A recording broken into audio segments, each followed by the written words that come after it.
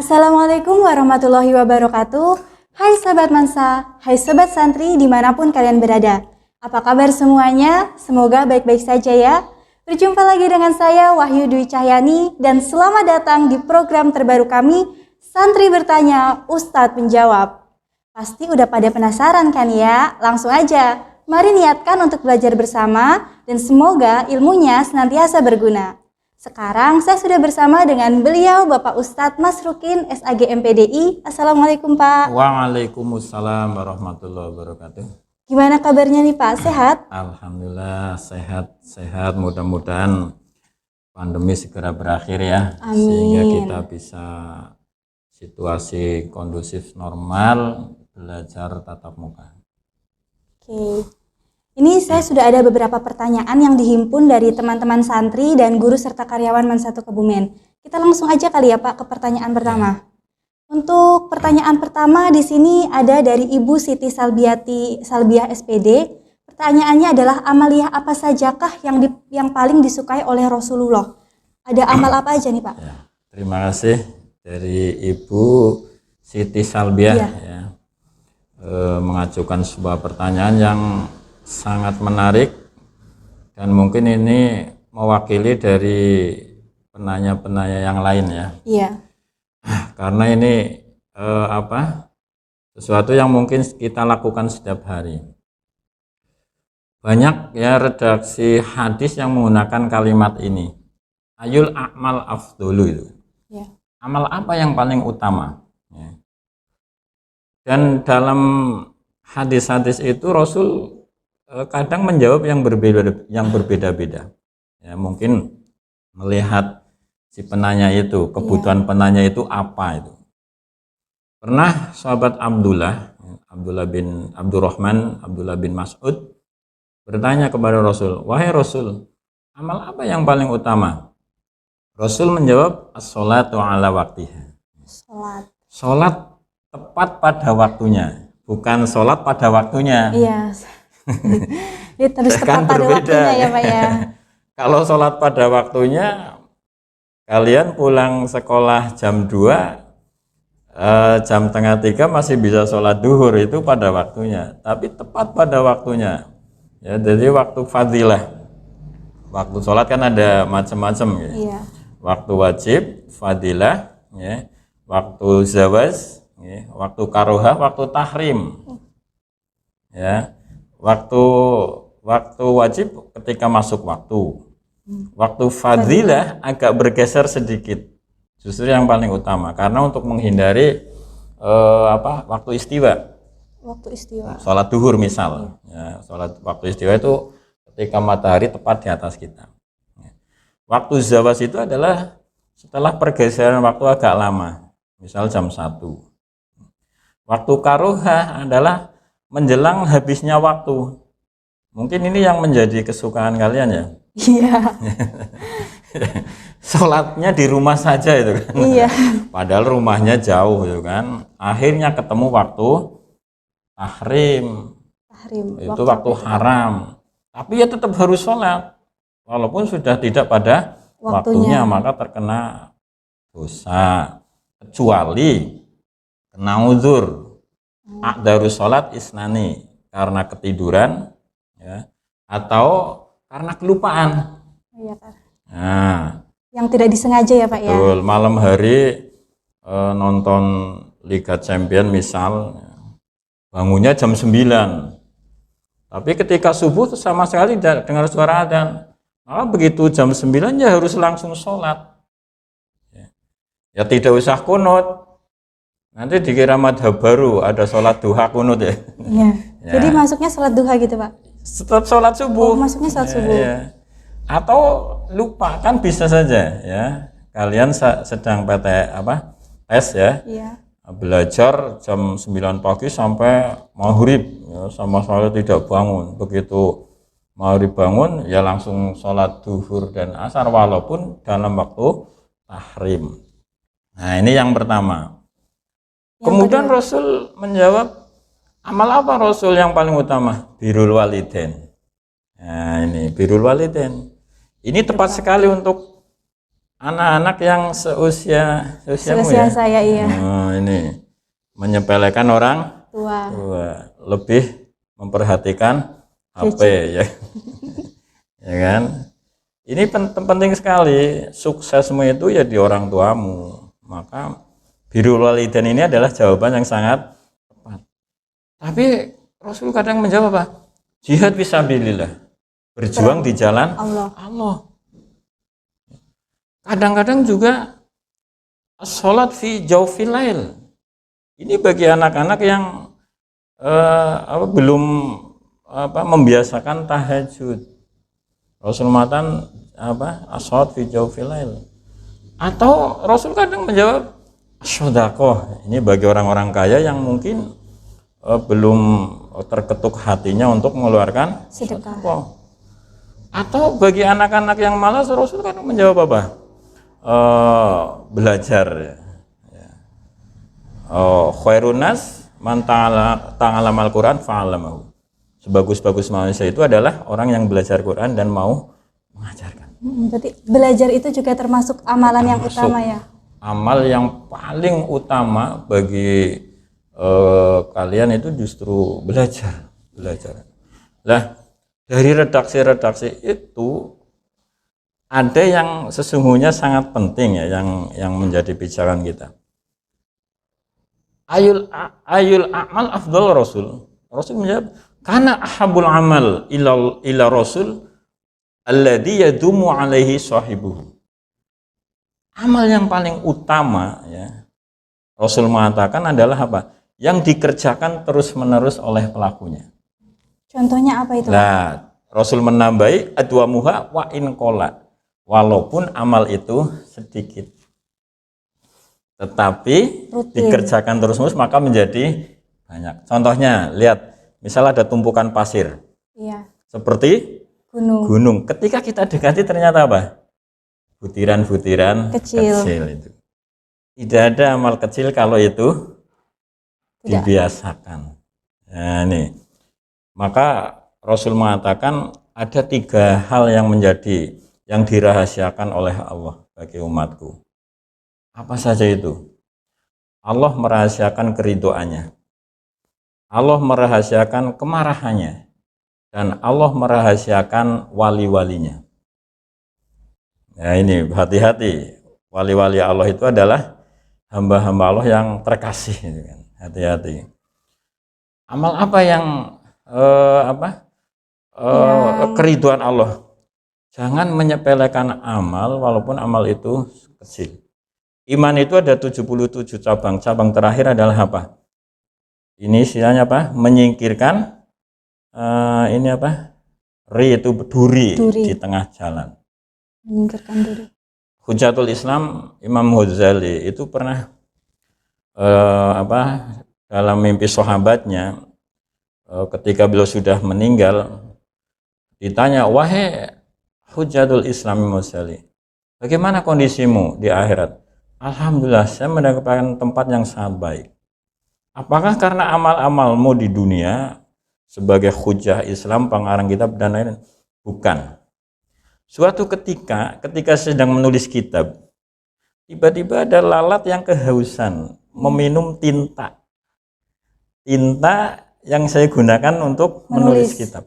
Saya biarkan agar lalat itu menjadi kenyang. Tapi justru inilah yang menyebabkan keridhaan Allah atas diri saya. Jadi amalan sederhana ya. Sederhana sekali. Makanya saya pesan, ketika kalian makan roti, tolonglah ada yang direbelkan ini bahasanya ke tanah. Karena di situ ada semut. Ketika minum manis, ada yang diletakkan, ada semut. Malam hari di depan pintu rumahmu, tolong nasi sama jelantah itu. Nah, syukur-syukur abon ya kan. Sama air letakkan itu pasti ada siapa? Kucing yang memakan. Inilah amal-amal kecil kita yang justru bisa menjadi keridhaan Allah. Ini menjadi keridhaan Allah. Saya ambilkan contoh lagi. Dulu ada seorang waliullah, dilalah ya, Namanya iman kan istimror. Namanya kan fluktuatif. Dilalah ada dia bukan wali lah. Kemudian dia berzina. Ya, dia berzina. Lah ketika akan mandi ada seorang pengemis datang, kemudian orang itu mengatakan, itu di saku bajuku ada roti, silahkan diambil. Ketika dia meninggal, dia tidak disiksa oleh Allah. Ternyata karena apa? Keikhlasan memberikan roti itu. Nah, sekali lagi saya katakan, amal terbaik adalah apa? Amal yang dilakukan secara terus-menerus dan berbuat kebajikan. Ya, berbuat kebajikan untuk sesama. Inilah barangkali yang akan menjadi keridhaan Allah atas diri kita, dilanggengkan. Ya, baca Quran paling tidak sehari, paling tidak minimal berapa biasanya? Ya, tiap sholat 1 halaman. Wah, luar biasa. Kalau ingin sebulan hatam, selesai sholat 2 halaman, 2 lembar, 2 lembar. pasti hatam. Kalau sebulan pengen hatam 2 kali, 4 lembar, pasti khatam. Kalau ingin sebulan 3 kali, habis sholat 6 lembar. Kalau kepengen sehari khatam sekali, lebih gampang. Malam 15 juz, siang 15 juz. Terus bagaimana? Ada pertanyaan lagi? Ada nih dari salah satu santri Al-Sama Al-Kausar, yaitu dari Ahmad Zulfaridaka.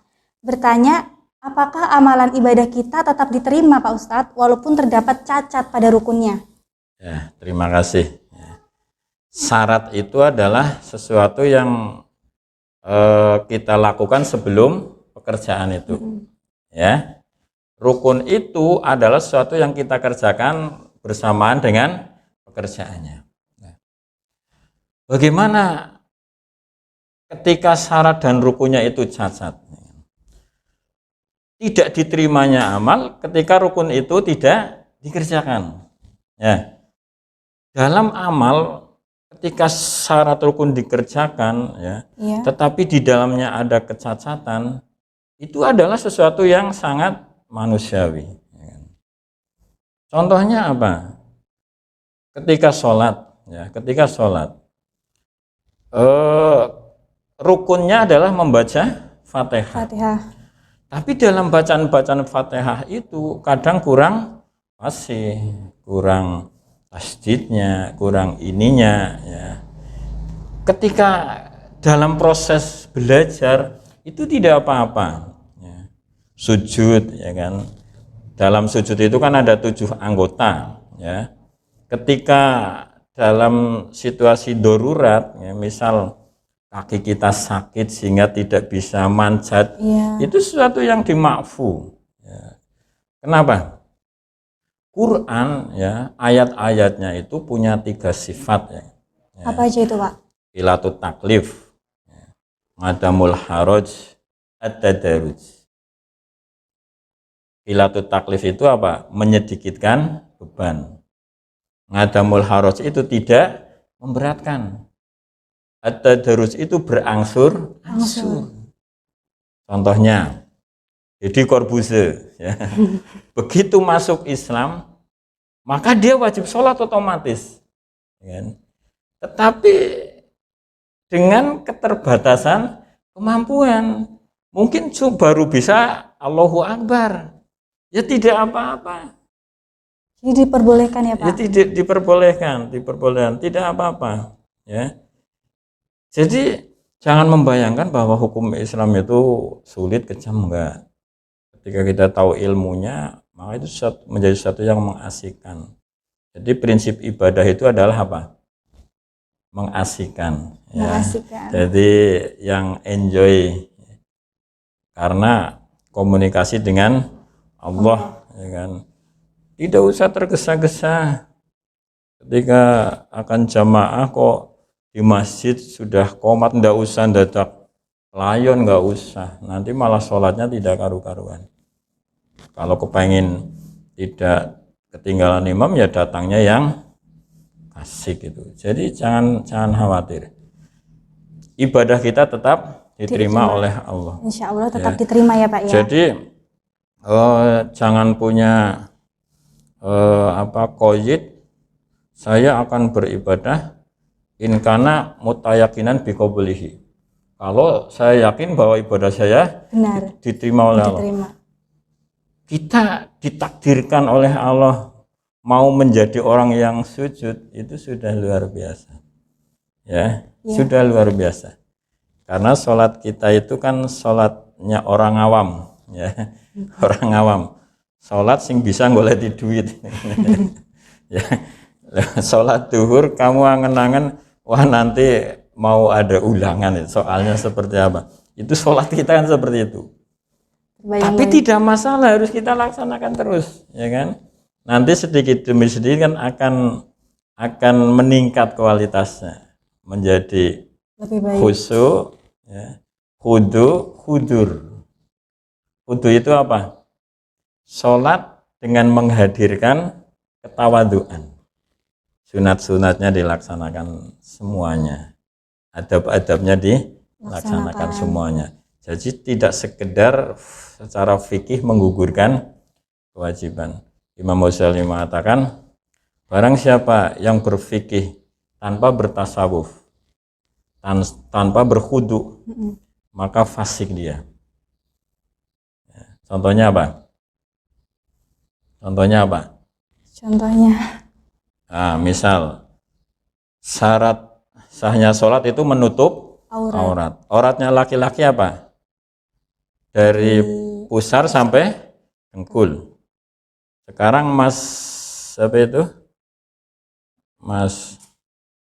Wahyu sholat di masjid, datang barisan terdepan, cuma pakai sarung tok. Nggak pakai baju. Sholatnya sah nggak? Enggak. Loh kok enggak? Kan auratnya kelihatan. Sarung di atas pusar ya? Pusar. Sholatnya sah nggak? Sah. Ya sah. Secara fikih. Okay. Tapi tasawufnya tidak masuk. Ya kan? Jadi masih dibolehkan ya walaupun rukunnya ada yang cacat? Boleh. Ya. Nah ini ada pertanyaan terakhir nih Pak. Nah, pada proses terakhir itu hudur. Ini sulit itu. Menghadirkan hati. Ya, menghadirkan hati. Jadi tidak ada sesuatu yang lain dalam hatinya kecuali komunikasi dengan Allah. Nih pertanyaan terakhir ada dari santri Asrama Al-Kausar juga, dari Anissa Nur Hidayah. Pak Ustadz, apakah pakaian yang tidak sengaja terkena oli motor itu sah untuk sholat di saat kita sedang bepergian? Oli itu pertanyaannya, oli itu sesuatu yang najis apa bukan itu? Bukan. Nah, kan kotor tok itu ya, kan. Kotor tok. Tadi kan di atas sudah saya sampaikan, ya kan? Iya. Hukum Quran itu apa? Ilatu taklif, adamul harus. Disitulah muncul rukhsah, keringanan. Rukhsah keringanan. Dalam kondisi tertentu, apalagi oli itu kan. Bahkan lebih dari oli saja tidak apa-apa. Dalam kondisi tertentu ya. Contohnya jadi catatan. Ya, misal di dalam sholat ya, di dalam sholat. Syarat sahnya adalah suci dari hadas dan najis. Ketika tidak ada air ya, karena memang betul-betul tidak ada air, maka rukhsah itu berbicara apa? Tayamum. Ya kan? Iya. Sholat itu ibadah yang menggunakan waktu-waktu yang khas, ya kan? Tapi dalam kondisi tertentu kita tidak mungkin melakukan itu dalam perjalanan. Maka di situ ada qashar, jamak dan qashar. Puasa Ramadan. Puasa itu adalah ibadah yang ada waktu tertentu. Tapi di sana kan ada ketentuan, bisa diganti min ayamin ukhor. Dalam kondisi apa? Sakit, menyusui, melahirkan, ya. Atau bahkan tidak puasa sama sekali dan tidak ada kewajiban qadha. Ada enggak? Apa contohnya? Orang yang sudah tua itu Ya. kan bisa diganti dengan Al-haramun itu kan, orang yang sudah pikun, ya kan? Jadi itu fidyah, ya, tidak puasa tapi bayar tidak qadha tapi fidyah. fidyah. Bahkan ada yang tidak puasa, di situ tidak ada kewajiban apapun. Ya, la qadha wala fidyata. Apa? Kurang Orang yang tidak punya beban, tidak punya orang beban. gila. Corona itu ternyata tidak mau menempel orang yang tidak punya beban. Tidak ada orang gila kena corona kan? Iya, Itu ya bisa dipahami. bisa. Ya. Jadi untuk menjawab pertanyaan dari Anissa Nur Hidayah, jadi tidak apa-apa ya walaupun roknya terkena oli, karena Nah. oli juga bukan sesuatu yang najis. Nah, yang lebih utama ketika dalam perjalanan itu membawa ganti.